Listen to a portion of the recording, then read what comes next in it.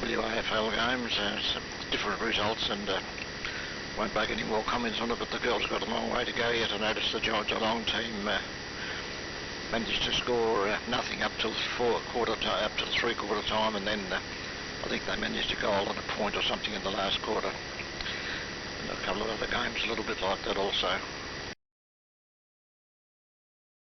I can't copy Graham. Very little on my own receiver, and a bit of noise on Paul's SDR this morning, so not good copy there either. But Ray was good copy into the SDR. And okay, the non-solder joint there, Ray, and it reminds me of a story I've told before, but not for a while, so I'll probably stand telling again. And that was back in the around about 1960 area, a bit before 1960 probably. Black and white TV, a 17-inch Echo, and it came into my hands second hand. I used it for some months myself, and then had someone who wanted to hire a TV, and so I hired it out to them for some months. No complaints, came back to me, and I'd run it in the workshop for a week or two, and one day it just suddenly lost horizontal sync, and checked it out, and found there was a connection on the sync separator which had never had a touch of solder anywhere near it. So they said it lasted well. It may have given some problems, of course, before it came into my hands, but for that reasonably long period while it was in my hands or my control, it went okay until it came back again. Anyway, not much more to comment on that. I'm looking for some open wire feed line too. I don't want to take time to make it myself, but haven't had a good search on the internet yet to see if there's anything available. I've got some of the ladder line here, but I was hoping to get something a bit better than that, but I'll search around anyway and see what I can find. Good to everyone. Did have a listen on HF last night and the night before, only on 40 metres, and nothing there that inspired me that conditions might have been good. There were a couple of good strong signals with the local ones and a few other weaker signals which I didn't take the trouble to identify. Anyway, over to you, Drew. VK3XU, VK3CKL. Thank you, Kevin. I was in the other shed. Just made it. VK3CKL. Oh, I can adjust something here. I can fiddle with the ATU, or the antenna coupler. There we are. I get a better signal from you on this two-wire antenna, two-wire flat top, Kevin, so I'll stay on this one for you. Good morning, everyone. Thanks for doing it this morning. Roy, is that clock right or wrong? It's right. A good group, a good crowd this morning. I said crowd. Roy, India. Fascinating place. I've not been there. Randall has. Our friend Randall, Romeo Mike, he's got a great fondness for England, for India. I think he's been to many countries. Ray, I'll take a guess at what happened with that non-soldered transistor. You just popped it in, and then you heard a call from the kitchen. Ray, I've made you a cup of tea. Come and have a cup of tea. So you put the soldering iron down, and then you went to the kitchen and had your cup of tea, and then there was another phone call or a distraction, and you didn't get back to it. And when you finally did get back to it, you packed it all away because suddenly things got very busy at home, and that's what happened. Something like that. Graham, your signal's very potent here. Lots of torque power, and it sounds loud, and it's not distorted. It's a good I'd say it was potent. Yes, Kevin, I've seen a few. I've spent years and years in the labs at Telstra, and we looked after the instrumentation, all the instruments. Some good stuff. It's mostly all good stuff. Hewlett-Packard, Tektronix, that sort of thing. Wandel and Goldman, Siemens, Rohde and Schwartz, that sort of thing. But you'd occasionally find, even in the posh equipment, a totally dry solder joint. And I'm aware that it happens even in high-class scientific equipment. Human error. Steve, I wonder if you can do me a favour. On Wednesday I may not be here. In fact, I'm pretty sure I won't be here, nor will I be here tomorrow, the way things are going. So I wonder if you could fill in for me, or somebody.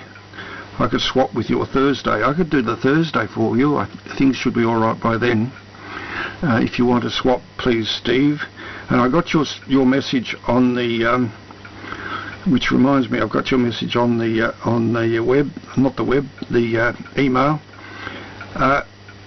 We may not be here if you call into this neighbourhood to see Marty, but the old shed is usually open, not locked. I don't lock that because there's nothing of value in there. And so if you do bring the books, pop in here, just dump them on the bench, please, Steve. Could you do that?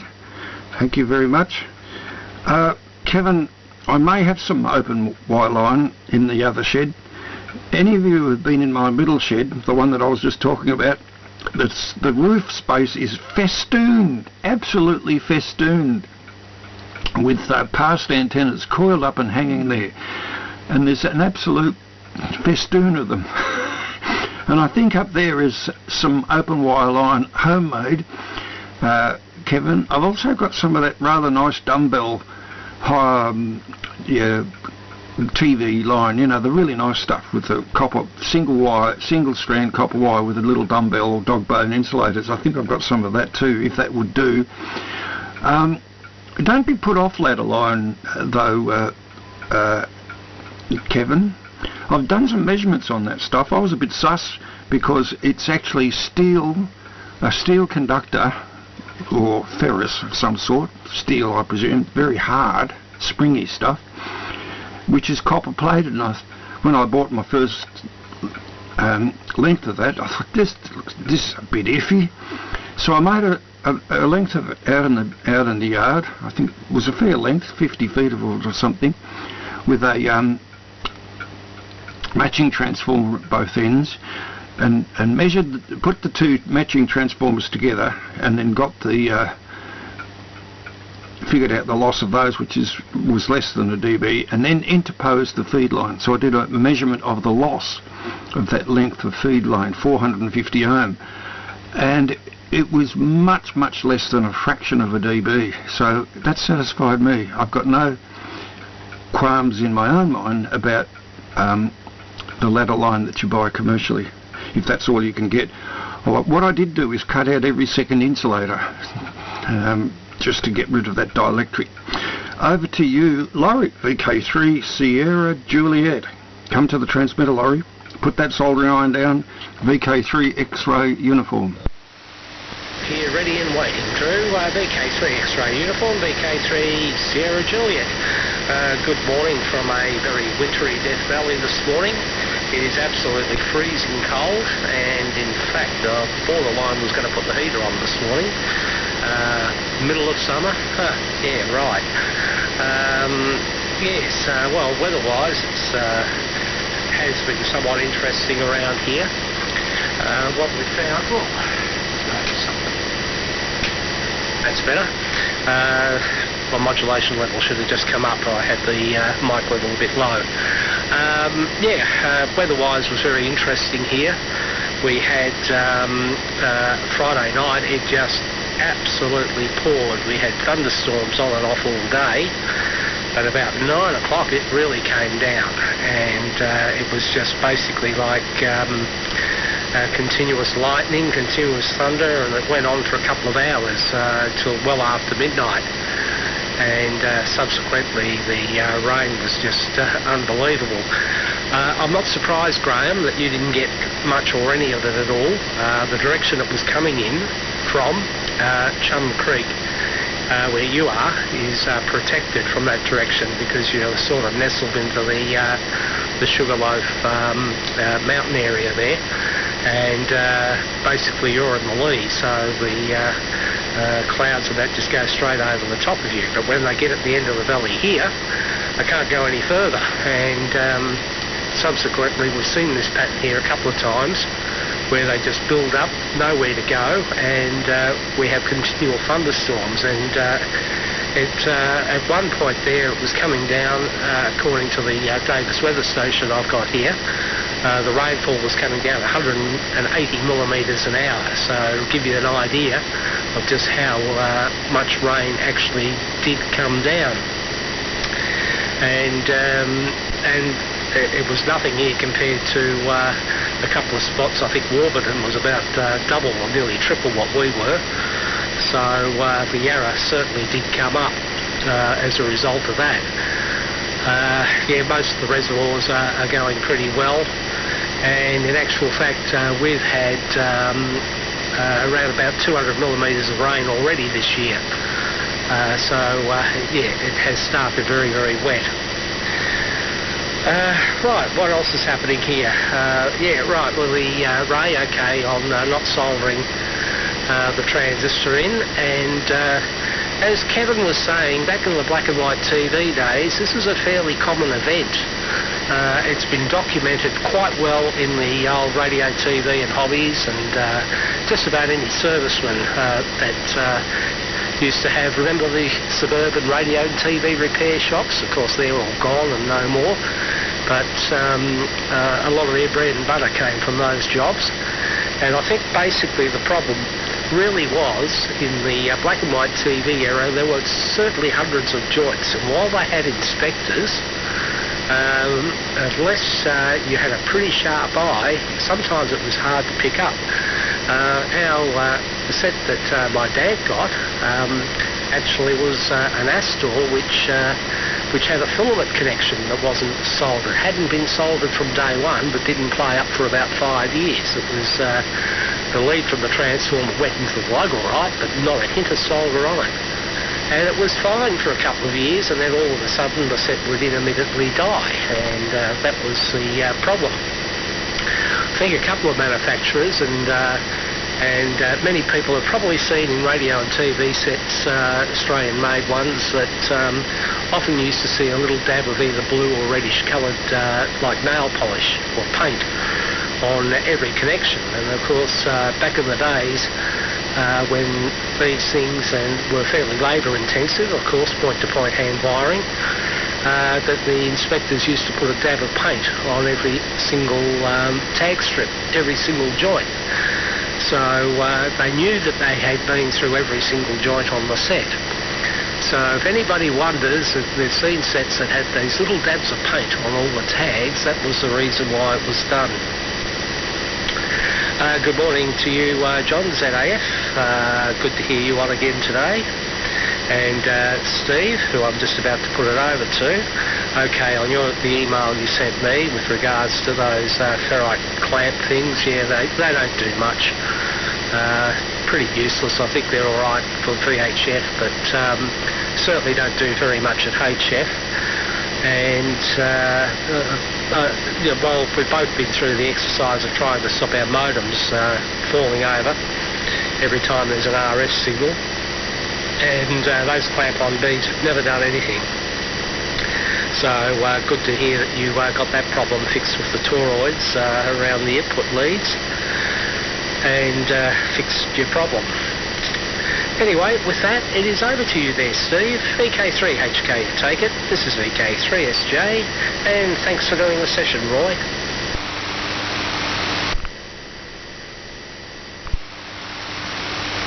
Hang on.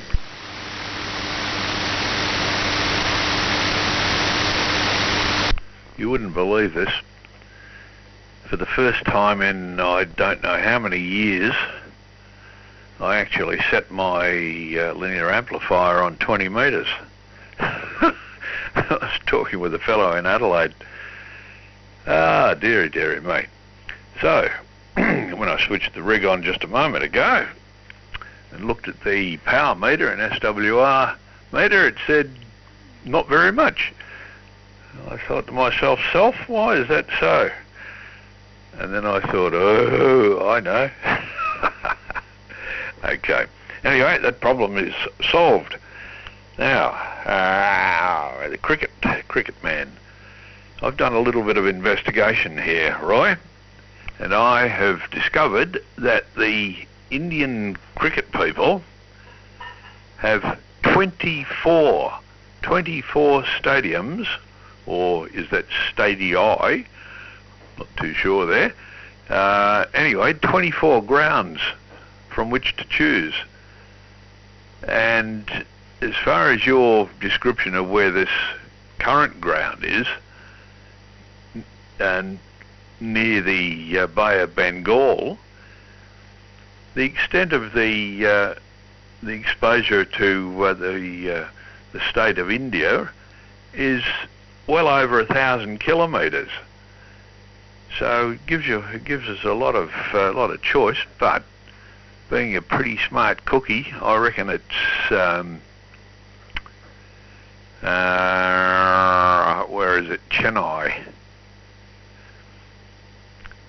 It's the M.A. Chidambaram Stadium, also known as the Chepauk Stadium or the Madras Cricket Club ground. That's probably it, but not necessarily so. Could be any one of a number of others, but that one is pretty close to the sea. So there you go. All right, Graham, you've improved things. I can tell that you're there now. Previously I had no idea that there was anyone there, but I can tell that you're there. I have no idea what you're saying. So still room for improvement, old boy. I used to be able to hear you quite well. I don't know what's happened. Ah, dear. Anyway, what else? Oh, Roy, getting back to you, you'll be very pleased to know that the nondescript vehicle service mob have sent a text message saying that my vehicle is ready for collection, so I'll be popping up there shortly. And I'll walk up there again. You notice that I'm going to walk, Roy, 2 kilometres there, and I will motor back. And if you're listening, Paul, when I pick it up, I'll zip across to your joint and I'll drop off this tape machine, and I need to call into Mitre 10. I went to Mitre 10 yesterday.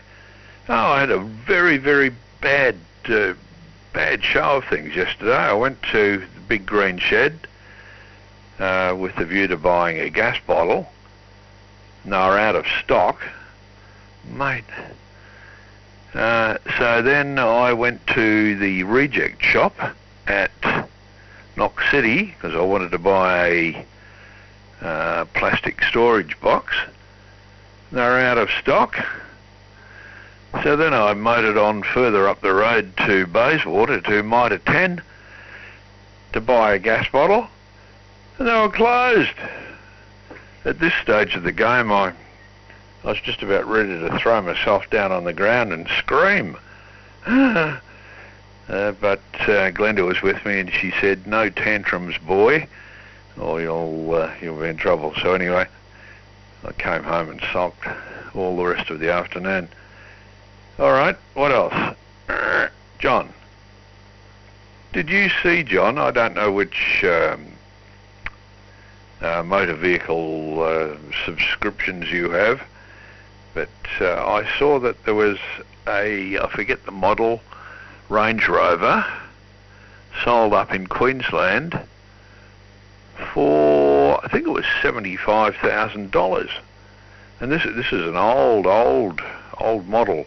Apparently the people who owned it completely did it up. They resprayed everything and cleaned everything with a soft cotton rag, and anyway, it was in spuffing as new condition, probably better than as new. $75,000 I think it was. Okay, we'll whack it across to you, VK3ZAF. This is VK3HK. VK3HK, VK3ZAF. Well, quite a few things this morning. The NBN man has just left. So, and talking about cricket, the gentleman who came was, I guess he would have been a Singh, S-I-G-H-N, is it? He had a beautiful turban on, a great big long beard, spoke perfect English, and had been doing Telstra work for the last 14 years or something, so he knew exactly what he was doing. So it was bang, bang, bang, and the modem was installed, and I'm now running on the running on the internet, and I was, just as you handed it over, I was just going to do a UCLA speed test. So looks like the NBN's all up and running, so that was very good. The other thing that I've been doing, I'll come back to the car in a minute, Laurie might be interested. I've loaded a couple of plugins on my SDR radio, and I'm just at the tipping point of getting DAB up and running. I've been able to find out the stations, and I don't know what it is. I think it's probably, I just need a slightly bigger RF signal. If you can imagine trying to resolve a DAB signal on 200 megs with a 40 metre dipole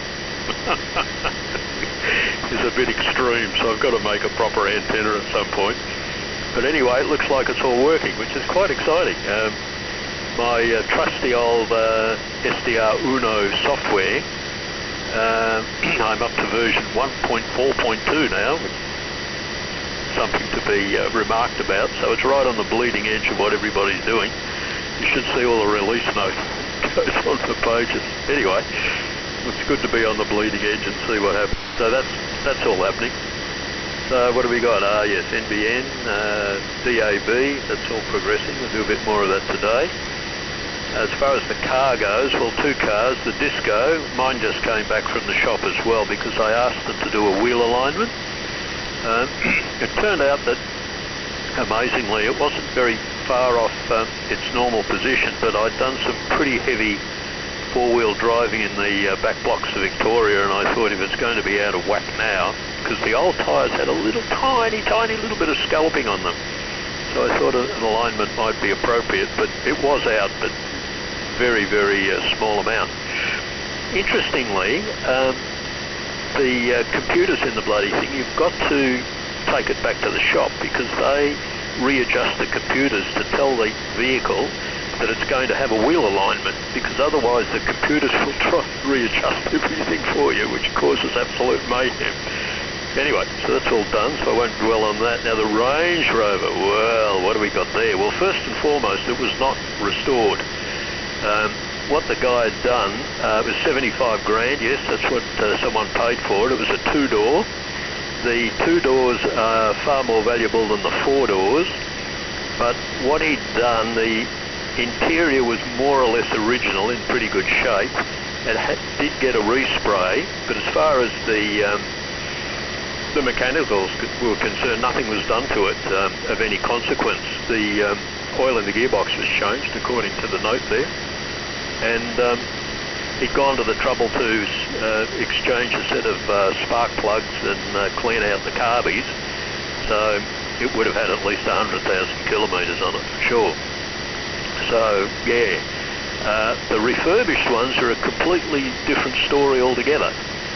Land Rover in the UK over the last year or two have been searching the world for two-door Range Rovers with the appropriate provenance. That is, they look at the engine numbers, chassis numbers and so on, and if they're in like the first 20 ever produced, they bring them back to the shop and they absolutely rebuild them. Every single component is either replaced, refreshed, resurrected, whatever, and then they come out of the Land Rover factory absolutely in showroom condition, just perfect. Everything is done, all the mechanicals, all the suspension, engine, interior, everything's totally done.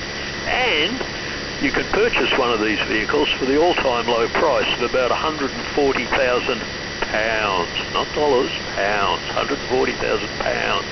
And apparently they're selling like hotcakes. So it says there's a lot of POMs over there with spare cash. Oh dear, so there you go. So apparently there's a list on this morning, so I won't rave on anymore. I'd been listening with half an ear as I was talking to the NBN man with his beautiful turban and his great big long beard, a very your archetypal Indian gentleman, very lovely fellow, very helpful, knew what he was doing. Anyway, so that's the story there. So I now pass it over to, who knows, it might be back to Roy, but whoever picks it up next, because I've been trying to do two things at once. I'll leave it to the next person. So VK3ZAF is passing the baton to somebody else in this august collection of gentlemen. It's back to me, John. VK3ZAF. This is VK3ARY. Well, time is moving on, so I better be quick. Yes, Range Rovers are very expensive vehicles. As you know, I'm sure, I think it's the Range Rover Vogue.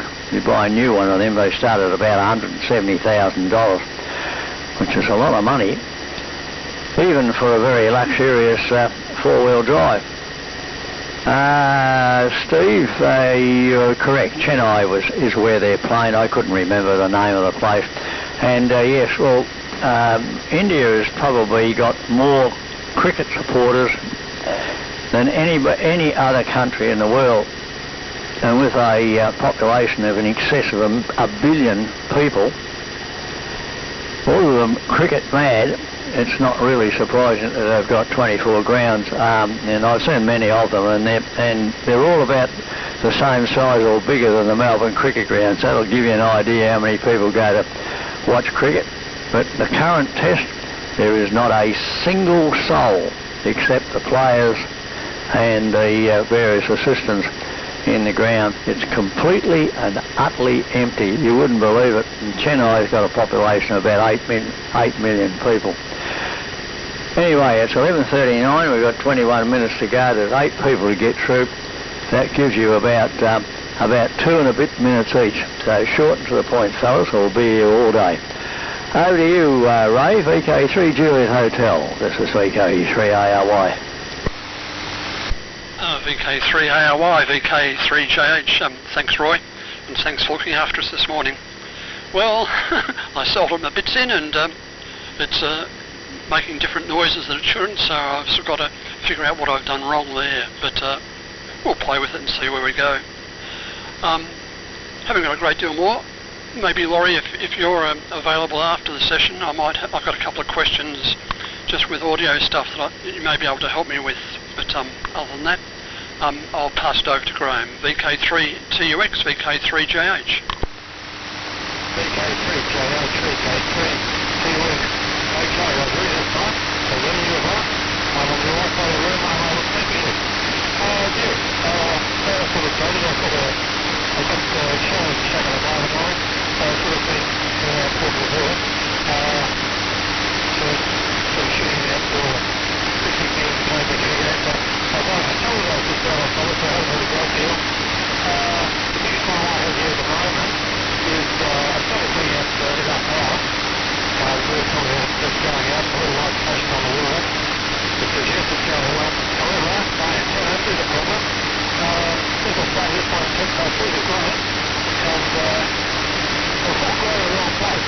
So, the oil will be coming up with his new bit of antenna launcher, and we will be reinstalling a few wires at the moment. I've got trees touching my antenna in about 3 or 4 spots. I think it's taking out a lot of my power, so those are working out quite a few. Steve, I think since we started on this, because I also run the net, I think Steve is very astute. I think it's going to black hole there. He seems to be slowing down deeper and deeper.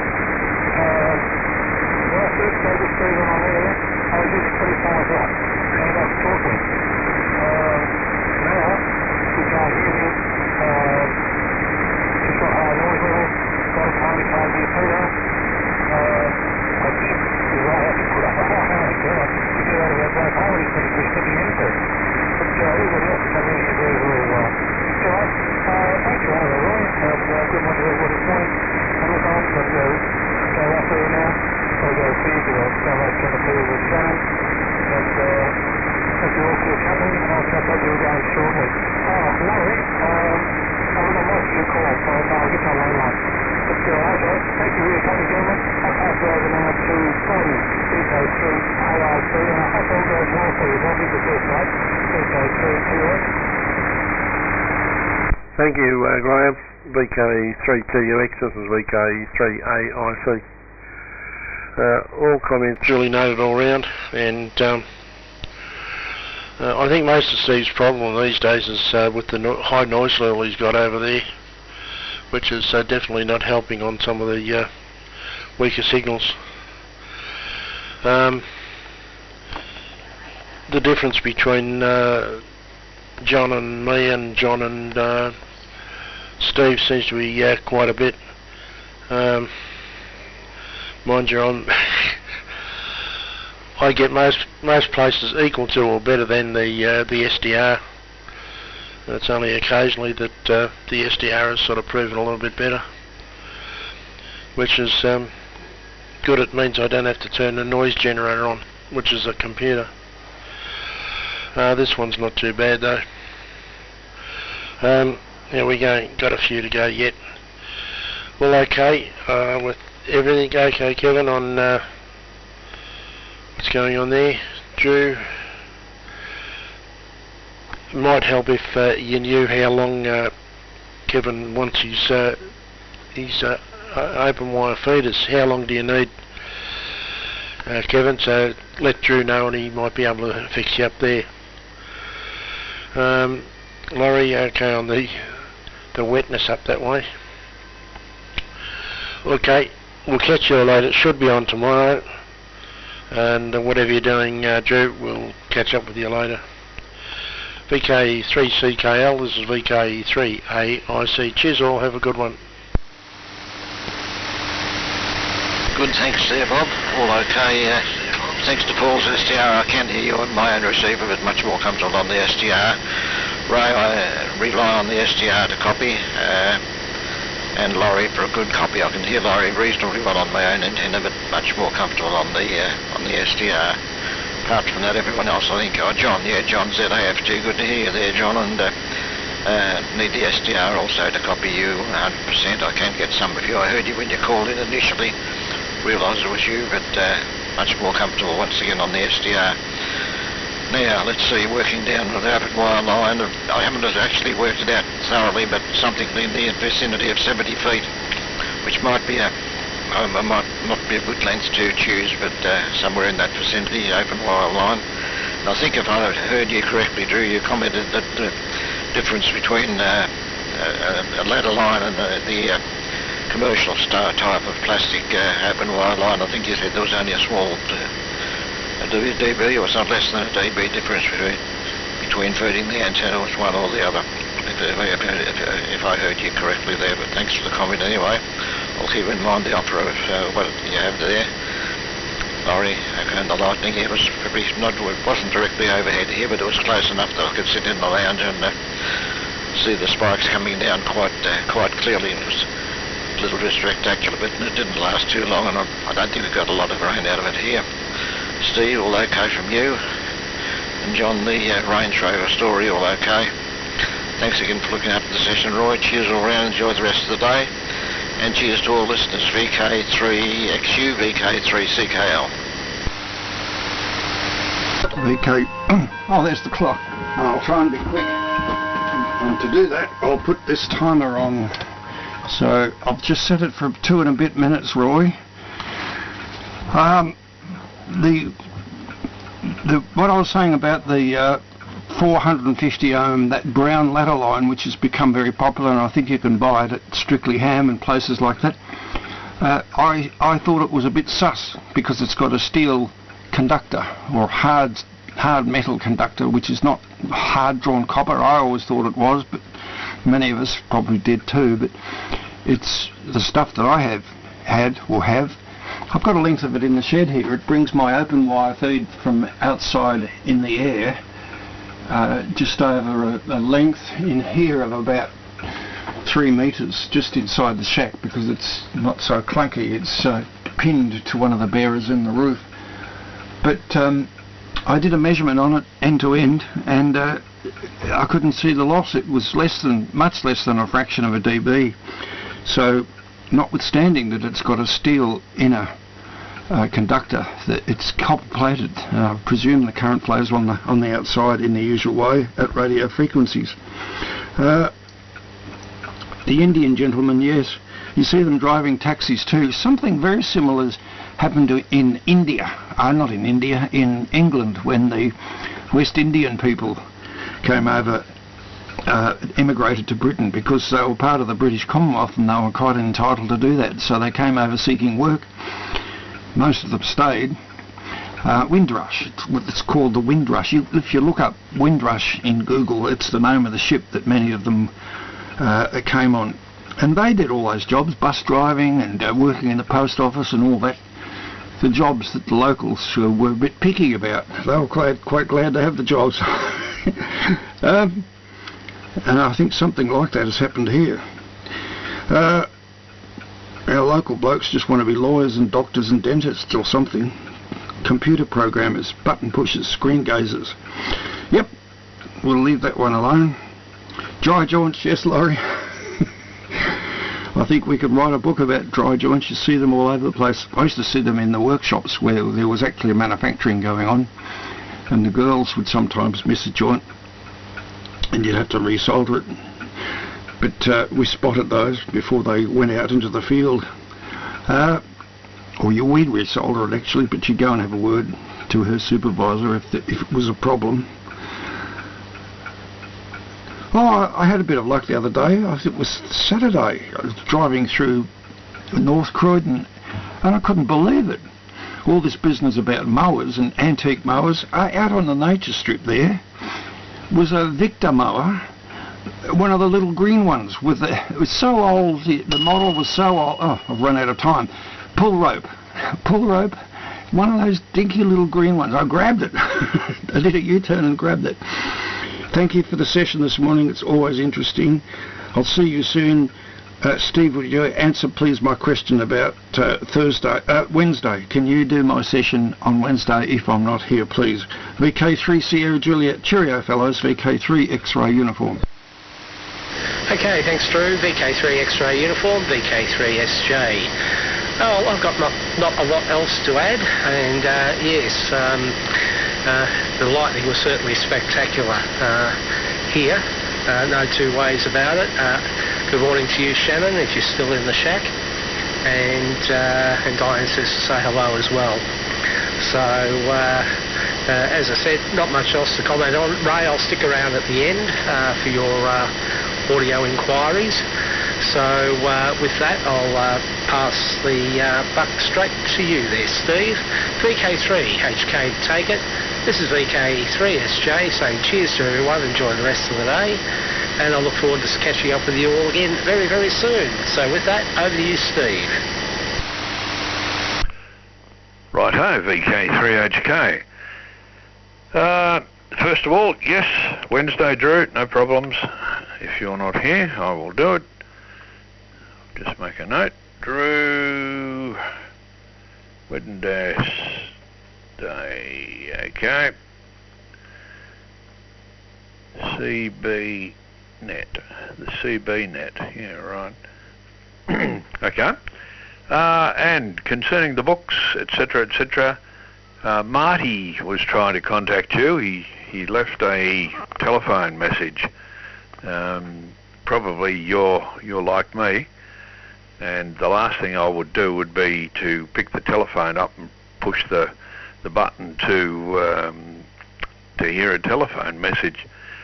When I was connected with Telstra, I had that facility and I never ever used it. People would say to me, why don't you listen to your telephone messages? And I say, what telephone messages? They should provide a little blinking light or something to tell you that there's a message there. Because who listens? Anyway, and the same deal with Optus. It got to the stage where I thought to myself, it's better off not having this damn service because you're just annoying people. They leave messages, you don't know that they're there, and they get upset. So I tried to, this is with Optus anyway, I tried to cancel it. I thought to myself, there must be some way I can do this via the internet, but no, there's absolutely no way. You have to get in touch with someone in Chennai or Mumbai or Bengaluru or some blasted place in India and convince them that you're definitely you answer the 20 questions. Oh dear. And then finally, they put you through another bank of questions as to whether you're serious or not, and you understand the full implications. And eventually, if you're very lucky and you've answered all the questions correctly, you'd love this, John. You want to try and cancel it. You just want to try and cancel your telephone answering service. Anyway, I finally convinced them that I was me and that I really didn't want it, so they cancelled it. So anyway, what's his name? Forgotten his name now. Poor old Marty has left your message. He's trying to get us, you and me and he, together this week sometime. This week? Next week? This week? This week? Yeah, this week sometime. So it looks like you're tied up tomorrow and Wednesday, so it'd have to be Thursday. Anyway, give him a ring.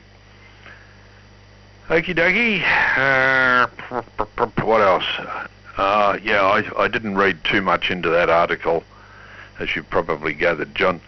But I could see that it was fairly expensive for a very old vehicle, and it did look pretty well done up. And yes, it did have 2 doors. What else?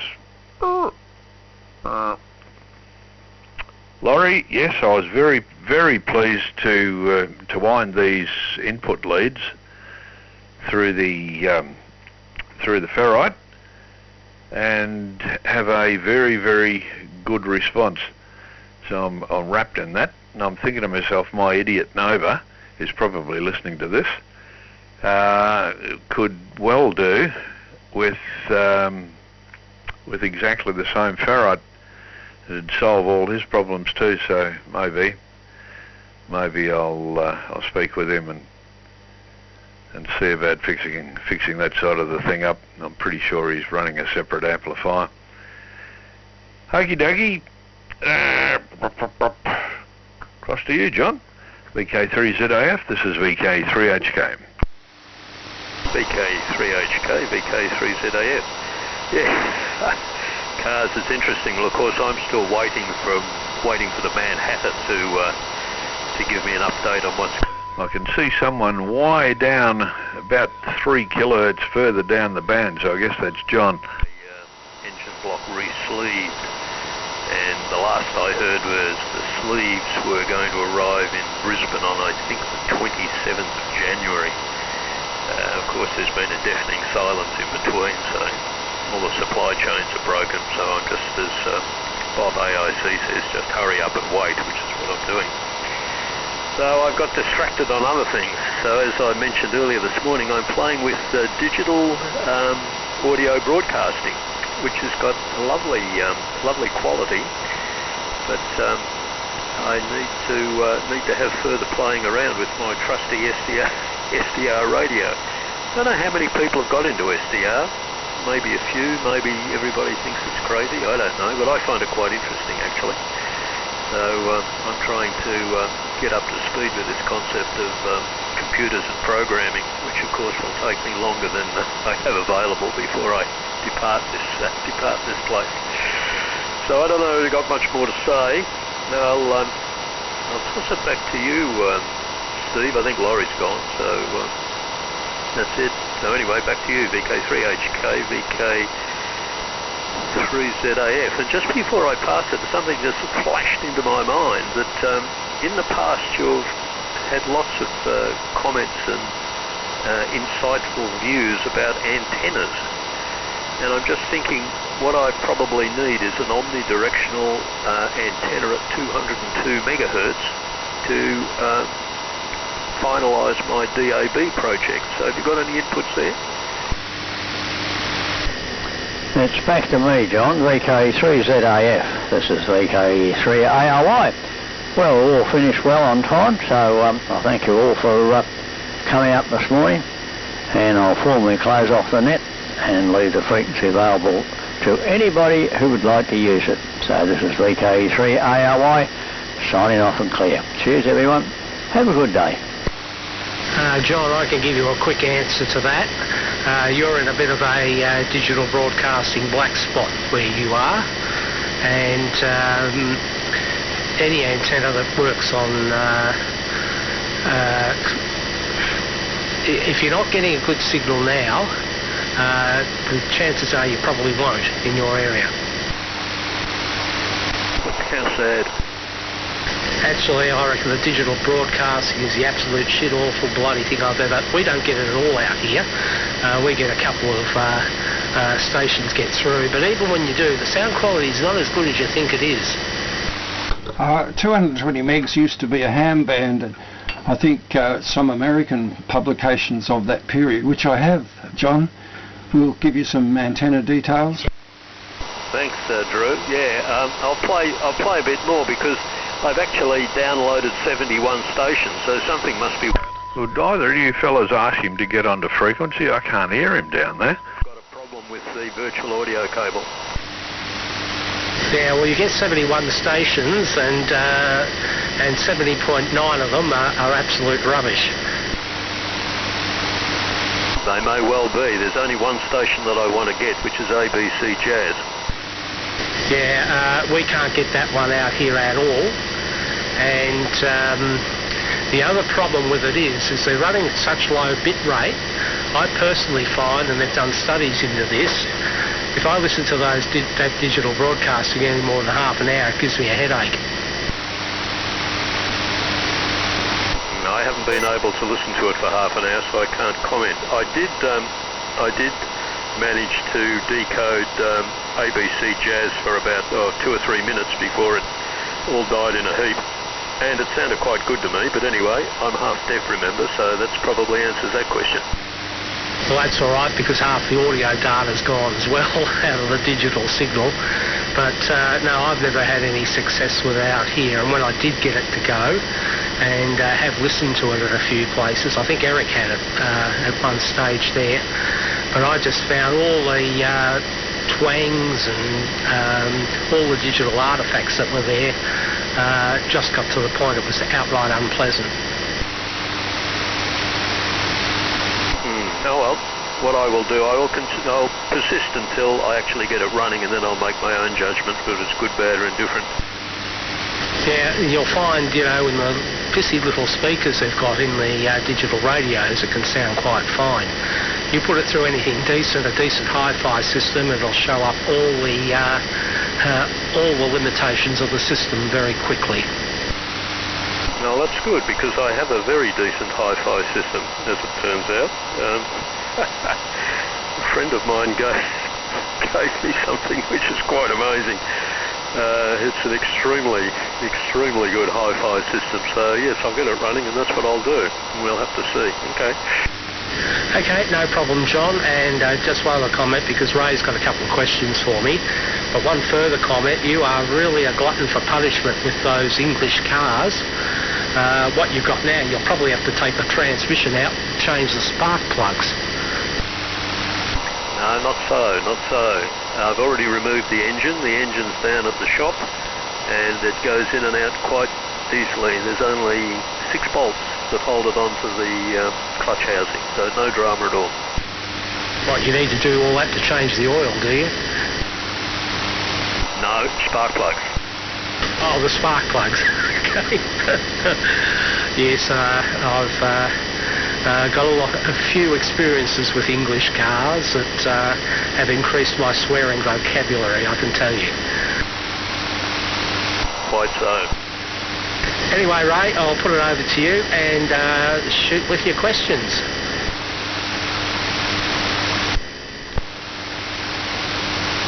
Turn the volume down on the set before I transmit. Yeah, VK3SJ, VK3JH. Thanks, Laurie.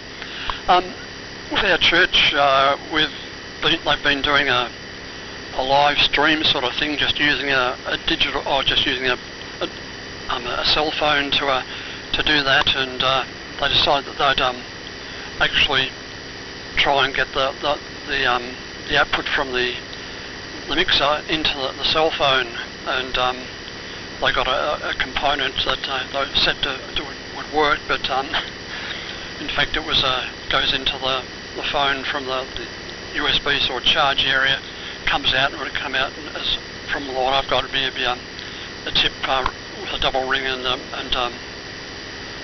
a sleeve where they've got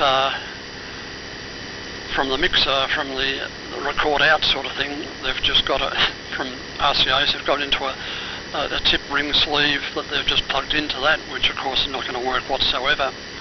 So I was just wondering what I'd need to do to really to connect that. I could just connect bits and pieces, but then the actual signal strength is going to be fairly big, so I guess I'd probably need some sort of pad and maybe even some sort of DC sort of block, so that not getting DC back from the phone back into the mixer. But just wondering if you could give me some thoughts and ideas on that. VK3SJ, VK3JH. Okay, Ray. Well, this desk that I've got here does exactly that. It feeds signals into a mobile or any phone for that matter. But you are quite correct. The microphone sensitivity of a mobile phone is somewhere around about 3 to 5 millivolts. So you take any significant signal out of the desk and it will grossly overload the mobile phone. Now, just quickly, is this desk balanced out, or you've got, I think you did say it was RCA, but I'll just confirm, is it balanced out or you've got RCA available? Sorry about that. There's 2 RCA from record out. Okay, no problem. Now what you'll need to do, yes, there is a DC component which has to be blocked. That's fairly easy. Just a 1 microfarad capacitor will do that.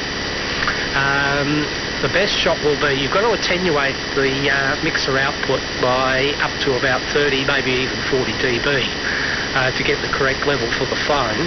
So what I would do is take your RCA audio levels out, get a 10K pot and put the signal onto the P3 portion, post 3 on the pot, which is the extreme end.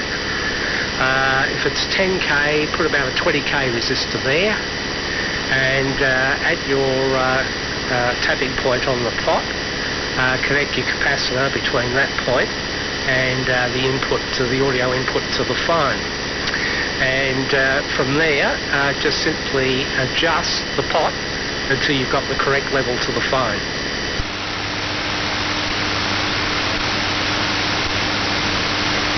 Yeah, fine, Laurie. That gives me something to work on, and I'll do that. And then figuring out what that resistance is, I can then just put in something that's the other pot to make it look a little bit better. Thanks for your help, VK3SJ, VK3JH. Yeah, okay, no problem, Ray. And as I said, I do exactly that here. My desk, and you've heard me put people to air via this desk, and I have to, of course, couple the mobile phone to there. What you need to do to get the level exactly right is that if you've got a landline there, ring the landline with the phone, then connect your audio through, and then you check the level on the landline. So if the landline levels are pretty right, because you've got to remember that the exchange and everything have got all sorts of equalisations and everything in between, and so do mobile phones, but you adjust the level until it sounds right on the landline, and then you'll find things should be perfect.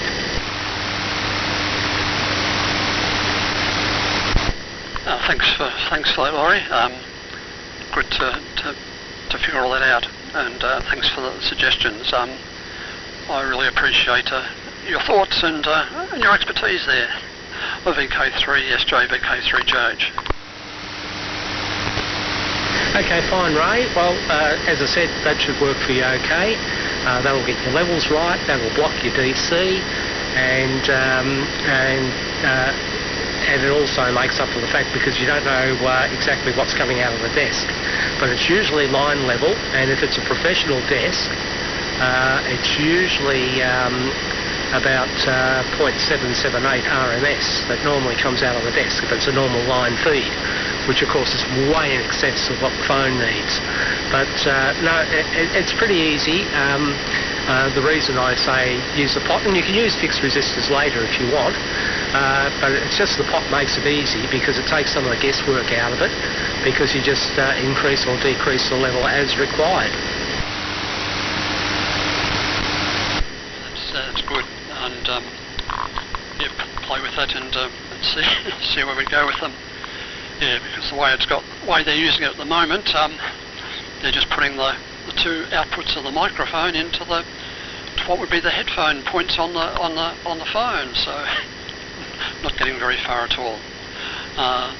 VK3SJ, VK3JH. And they end up with a horribly distorted mess. Yeah, well, basically it's just the phone, the microphone in the microphone in the phone picking it up, and their lead does absolutely nothing. Yeah, well, I can tell you that the attenuation level on my phone, at least, and they can all be a little bit different, but I have